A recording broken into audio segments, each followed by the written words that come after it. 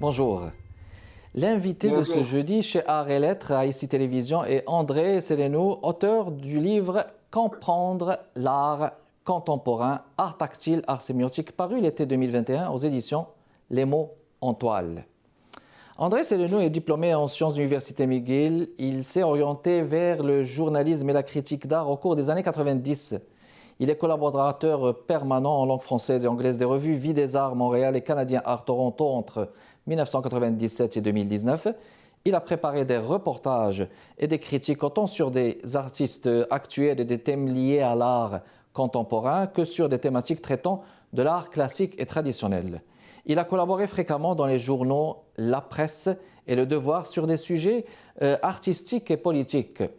Nombreuses collaborations sur les arts pour la presse entre 1997 et 2004, puis il a aussi des collaborations à Radio-Canada International. En 2003, André Seleno a organisé une exposition intitulée « Peindre » le 11 septembre avec des artistes montréalais qui ont réagi au plan de la peinture à cette catastrophe. En 2009, il a mis sur pied une grande exposition intitulée « Regards et passion » sur les peintres latino-américains du Québec au Centre d'art Simon Bolivar à Montréal. Ici Kamal Benkiran, bienvenue chez Art et Lettres. Je vous souhaite la bienvenue parmi nous, Monsieur André. Oui, merci. Très heureux d'être parmi vous ici à, c'est vrai? Art et Lettres. Ici Télévision Art, oui. Art et Lettres, très bien. Art et Vous êtes oui, tout à fait. Vous êtes l'auteur de ce livre. On va commencer, si vous permettez. C'est un livre fascinant sur l'art, assez profond, que j'ai eu le plaisir de lire. Comprendre l'art contemporain, art tactile, art sémiotique. Bon, on va dire un essai sur l'art en général. Et puis, on va juste décoder ces conceptions. Vous parlez de l'art tactique, l'art sémiotique, c'est assez académique. Mais dans un premier temps, comment il faudrait définir l'art contemporain selon vous? Est-ce forcément en l'opposant à l'art traditionnel? Oui, moi, c'est comme ça que je l'ai vu. J'ai pu comprendre l'art d'aujourd'hui en ayant vu beaucoup d'expositions à Montréal, mais aussi dans d'autres pays, surtout en Amérique latine, mais partout, on voit sur l'Internet. Aujourd'hui, tout est international. Il y a effectivement une différence entre l'art traditionnel et l'art contemporain. Et quand je dis l'art traditionnel, ça s'étend sur 40 000 ans, je veux dire, en reculant depuis l'expressionnisme abstrait américain ou le modernisme tardif, comme on dit, parce que je vois une différence entre les installations conceptuelles et la sculpture et la peinture qu'on connaît depuis la nuit des temps. Quand vous parlez d'art tactile et art sémiotique, M. André, est-ce que c'est un focus, vous projetez vers ce qui est tactile et sémiotique? Est-ce que vous opposez ces deux conceptions ou bien est-ce qu'ils complètent justement tout ce qui est art contemporain? Non, très bonne question. Je vois l'art contemporain comme étant éminemment sémiotique. C'est un art qui est un art du signe. Et il ne le nie pas parce qu'on parle beaucoup de signes dans les discussions sur l'art contemporain. Et le signe, on voit le signe de circulation, on sait ce que c'est un signe. Un signe, c'est quelque chose qui renvoie à autre chose. Tout à fait. Et l'art tactile, c'est un art qui est plutôt un art qui nous happe, qui nous attire en lui. Quand on voit une toile, là, une œuvre d'art qui peut nous happer, comme vous dites, au visage, c'est parce qu'il y a un amalgame de couleurs, c'est parce qu'il y a des formes qui nous parlent directement. Oui, effectivement, il y a un amalgame de couleurs. Parfois, il y a une texture, surtout dans l'art du XXe siècle. Mais même on remonte à Frans Hals, par exemple, le peintre hollandais, il y a beaucoup de textures. Et c'est lui qui a commencé, je crois, l'art de la peinture avec des textures. Et évidemment, au XXe siècle, il y a des gens, Van Gogh, au XIXe, qui travaillent avec les textures. Et mon pari, c'est que ça a un effet sur notre système nerveux. Et on sent effectivement la couleur, la texture. Il y a une forme qu'on appelle kinesthésie, c'est-à-dire qu'un sens renvoie à un autre sens. Okay. Les yeux renvoient au sens. Et c'est ce que je démontre d'ailleurs dans le livre. Donc oui, il y a une différence entre entre ce que certains appellent l'art tactile et l'art sémiotique. Donc l'art tactile, c'est l'art du toucher tactile, mais enfin, entre guillemets. Et l'art sémiotique, c'est l'art qui est surtout un art du signe, qui nous fait penser. Excellent. Vous vous attachez aux fondements théoriques d'où l'art contemporain tirait sa légitimité, voire sa pertinence. Donc c'est ça votre vision, justement. Oui, bon, est-ce que je peux un peu reformuler? Je ne crois pas que c'est un fondement théorique. C'est moi qui ai... et c'est très curieux parce que je croyais que tout le monde a fait ce lien, mais ce n'est pas apparemment le cas. C'est que j'ai trouvé que dans des penseurs comme Jacques Derrida et Gilles Deleuze, qui d'ailleurs se ramènent l'un à l'autre, parce qu'ils disent des choses qui sont très apparentées, on appelle ça le post-structuralisme. Finalement, c'est basé sur l'idée de signe. Et je trouve que dans leurs œuvres, dans leurs idées, qui ne sont pas faciles nécessairement à pénétrer, moi je ne les trouve pas si difficiles, mais quand même, il faut savoir comment les lire. Il y a un lien entre leurs idées et les installations conceptuelles contemporaines composées d'objets, de textes, enfin hétéroclites, hétérogènes. Donc il y a un lien, il y a sûrement un lien, mais je ne dis pas qu'il tire sa légitimité. Ce n'est pas une question de légitimité. La légitimité vient d'autre chose. La légitimité vient de l'acceptation et de l'adoption par les milieux de l'art. Donc, c'est-à-dire que la réceptivité joue toujours un rôle lorsqu'on produit une œuvre d'art. La réflexivité, vous avez dit? La réceptivité de l'œuvre d'art. Oui. Ce que je dis, moi je formule ça de manière suivante, qu'il y a une manière de percevoir l'art contemporain qui implique la pensée. C'est-à-dire, on voit une œuvre d'art qui nous fait penser, qui nous oblige à déceler un message que l'artiste nous envoie à travers une concaténation d'objets, ou de textes, ou d'écrans. Et d'autre part, il y a l'art non contemporain qu'on continue à faire d'ailleurs. La plus grande partie de l'art qu'on produit, c'est l'art moderne, c'est la peinture, la sculpture, c'est ce que les gens mettent chez eux. Évidemment, on le trouve aussi dans les musées. Et qu'on trouve dans les musées. On va faire une pause publicitaire et on revient dans les prochaines minutes. Notre invité de ce jeudi, mesdames et messieurs, André Céléno, restez avec nous. De retour avec vous, mesdames et messieurs, comprendre l'art contemporain, art tactile, art sémiotique, de son auteur André Céléno, qui parle d'art contemporain. Comment il faut comprendre tous ces concepts, tous ces paradigmes, justement. Un livre publié chez Les Mots en Toile en 2021. On continue avec vous, André. Bernard Lévy, un ancien rédacteur du Chef de la Vie des Arts, avance dans sa préface que vous plaidez pour un retour de l'émotion dont il constate l'absence délibérée dans de nombreuses productions. Est-ce que cela n'est pas contradictoire avec le droit de penser sa propre liberté en faisant voir sa propre créativité, justement? Enfin, je cite dans mon livre, et c'est une importante assise pour mon livre, une importante sociologue de l'art actuel ou l'art contemporain, Nathalie Henich, une auteure française.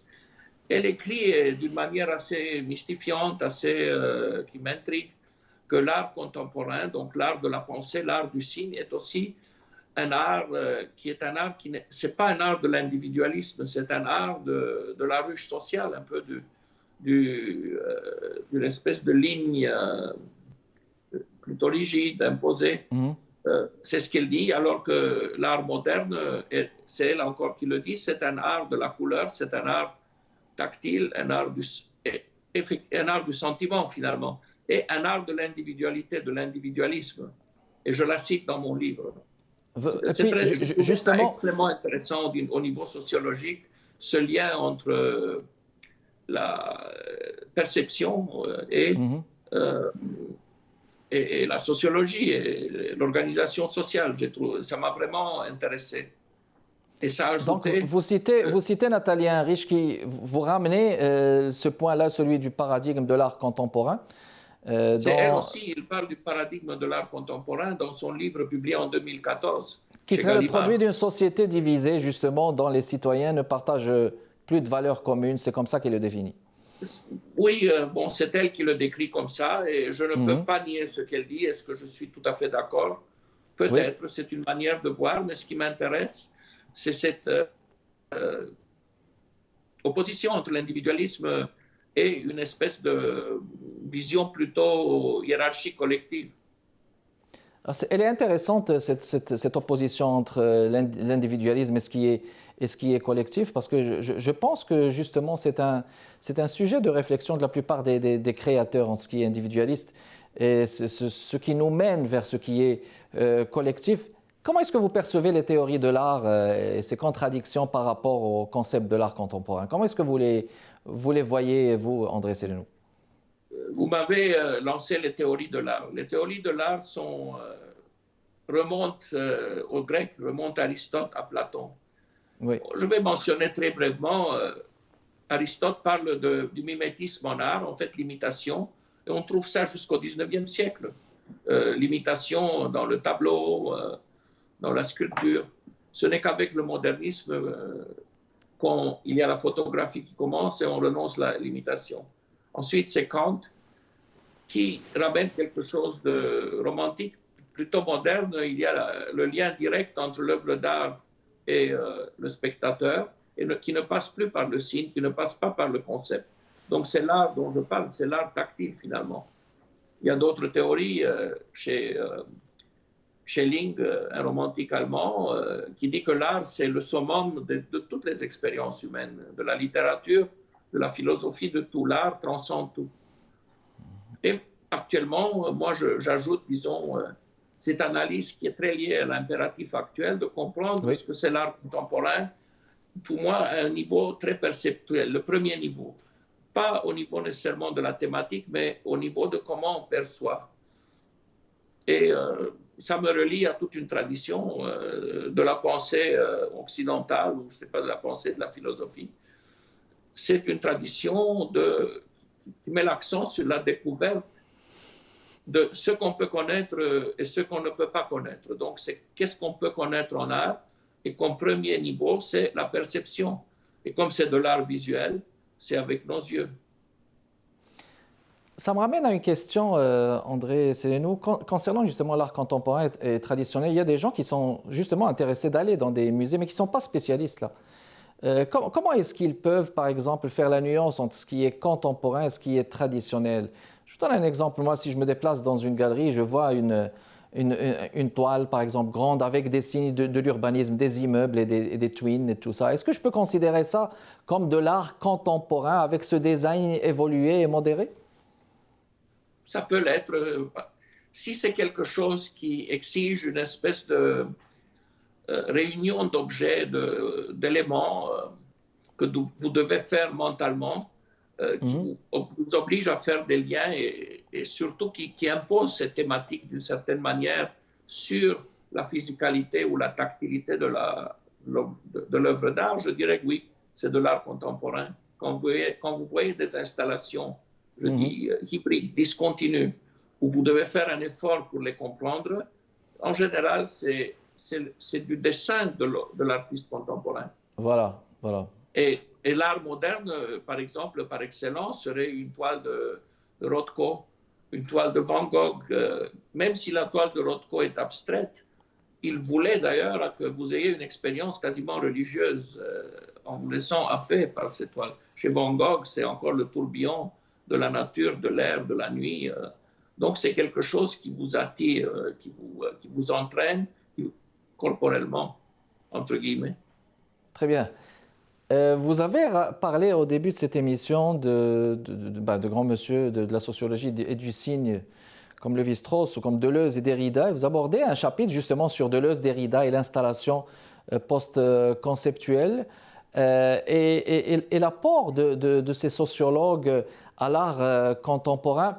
On va revenir à cette question, mais on va le faire après cette pause publicitaire. Je vais vous la relancer, M. André Sélénou. On va le faire après la pause. Restez avec nous. Notre invité d'aujourd'hui, André Sélénou, l'auteur de ce livre « Comprendre l'art contemporain, art tactile, art sémiotique » chez Les Monts en Toile. De retour chez Art et Lettres avec notre invité de ce jeudi, André Sélénou. Je parlais de Deleuze, Derrida et je parlais aussi de Lévi-Strauss. Vous avez parlé de ça, monsieur André. Au début, vous avez abordé même un chapitre sur Deleuze, Derrida et l'installation post-conceptuelle. Donc je reviens à cette question justement. En quoi l'apport de ces sociologues à l'art contemporain était justement assez percutant? Oui, ce sont des philosophes charismatiques qui ont marqué, je dirais, le dernier tiers du XXe siècle et qui, à mon avis, influencent encore profondément le milieu culturel mondial. Peut-être pas eux, mais par leurs descendants, leurs petits-enfants philosophiques. Nous nageons, nous vivons dans l'ère qu'ils ont créée. Derrida parle de déconstruction, il parle de disloquer un texte, d'aborder un texte d'une manière inattendue par une entrée à laquelle on ne s'entend pas. Deleuze parle de rhizome, qui est une structure inspirée de la biologie, en fait philosophique, qui est une espèce de réunion de discontinuité, d'objets discontinus. Et justement, l'installation conceptuelle et cet assemblage, ensemble d'éléments, de tableaux, d'écrans, de textes, qu'on doit comprendre, comme je viens de dire, par un certain effort intellectuel. Et c'est ça le rhizome. Et sa base est justement la déconstruction, c'est l'analyse d'une réalité, d'un objet, d'une œuvre, qui est d'abord analysée par une déconstruction, ce que Derrida appelle disloquer un texte. La dislocation. Et il y a l'autre versant, le versant de construire un objet conceptuel. Parfait. Donc, là, on continue. Vous abordez dans ce livre des chapitres tels que l'art de la Chine classique, la création artistique dans la tradition hindoue. Il est question d'un certain art avec des rythmes cosmiques, la méditation aussi. Donc, tout ça, il y a un impact. En quoi ces cultures, justement, s'inscrivent comme une esthétique, comme des références dans le grand concept de l'art contemporain, justement? Je dirais que j'utilise ça pour mieux comprendre ce que c'est l'art contemporain. Il faut dire que l'art de la Chine a eu une influence immense sur l'art moderne. Des peintres comme John Mitchell, comme Jean-Paul Riopel, québécois, et comme d'autres, Cy Twombly et d'autres, ont été très influencés par les concepts chinois d'énergie, de vide et plein, de yin et yang, masculin, féminin. Et ça, c'est tout lié à l'énergie. Donc, pour moi, l'énergie est très importante. Oui, l'importance de l'énergie. L'énergie qui, d'une certaine manière, relie le regardeur avec l'objet d'art. Et pour les hindous et même les Chinois, l'objet d'art contient l'énergie de l'artiste.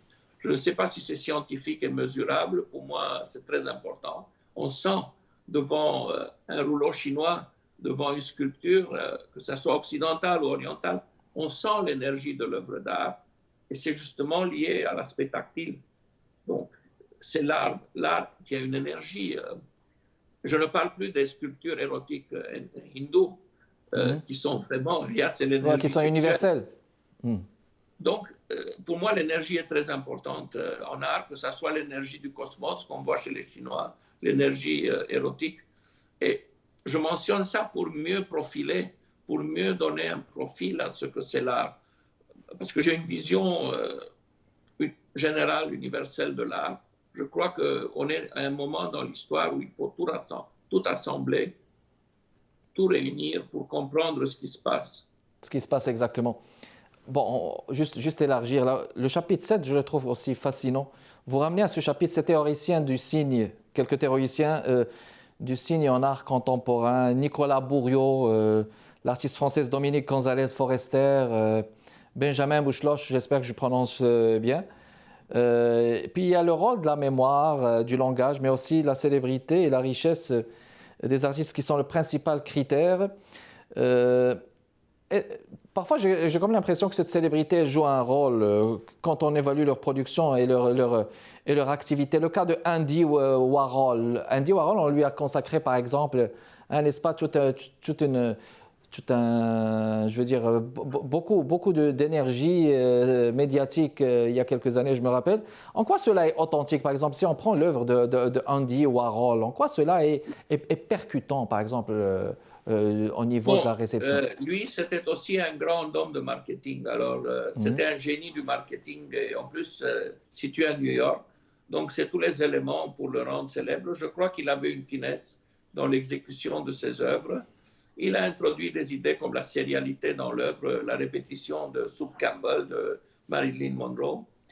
Donc, c'est un des fondateurs de ce qu'on pourrait dire l'art contemporain. Maintenant, vous avez parlé de Bourriaud et Boucloc, ce sont des théoriciens universitaires. Bourriaud est un conservateur de musée français très connu, bureaucrate aussi, enfin, fonctionnaire, disons, de l'État français. Boucloc est un professeur de Harvard qui a eu le Grand Prix de la Biennale de Venise, je crois, en 2007, pour ses apports à la connaissance de l'art contemporain. Mais ça, ce sont des adeptes inconditionnels de l'art contemporain, des moteurs de l'art contemporain. Okay. Je dis que leur analyse est en partie, peut-être correspond à la mienne, mais peut-être la valeur qu'ils représentent n'est pas exactement celle que je représente. Quel projet? Et je les ai mentionnés parce que je crois qu'ils sont importants pour voir comment le milieu de l'art, ou les théoriciens, les penseurs de l'art, reçoivent et propagent l'art contemporain. Ils créent une espèce de bouillonnement théorique autour de l'art contemporain. C'est très important de savoir pas seulement ce que font les artistes, mais aussi les critiques d'art, les philosophes, les théoriciens. Ce qu'ils argumentent. Comprendre l'art contemporain, art tactile, art sémiotique d'André Sellenou. Je vais vous demander de nous le montrer devant la caméra, si vous permettez, monsieur André. Votre livre chez les mots en toile, disponible dans toutes les librairies que voici. Comprendre l'art contemporain. Merci beaucoup. Je vais vous laisser aussi nous dire qu'est-ce qu'il faut retenir et nous montrer l'autre livre que vous avez. Il y a un autre livre parce que vous n'êtes pas auteur d'un seul livre, mais celui-là, Le conflit de l'art contemporain. Bon, on va dire que vous êtes un spécialiste. Je vais vous laisser dire quelques mots. Est-ce qu'il faut qu'on retienne de ça en quelques secondes? Allez-y. Ça, j'aimerais parler, c'est le livre publié chez l'Harmattan à Paris. Le livre québécois montréalais a ceci d'additionnel, c'est qu'il y a 45 images que j'ai choisies pour illustrer le thème. Donc, c'est des images qui vont autant chez Warhol, chez Burenge, dans l'art chinois, etc. Je veux dire, je crée toute une argumentation que j'ai essayé d'étayer avec des images à tous les étapes. Donc voilà, il y a les deux livres, Le conflit de l'art contemporain, le texte est légèrement différent, mais finalement l'idée est vraiment la même, cette idée que je viens de débattre avec vous ici, de discuter avec vous. Très bien. Alors c'était un plaisir de vous avoir accueilli, monsieur André Sellenou. Merci beaucoup d'avoir accepté notre invitation, c'était tout le temps qu'on avait. Je vous souhaite bon succès à votre livre qui est très intéressant à lire. Merci de votre continuel intérêt, mesdames et messieurs. Kamal Benkiran avec vous. Prochain invité jeudi prochain chez Art et Lettres ici Télévision à 15h30. Au revoir.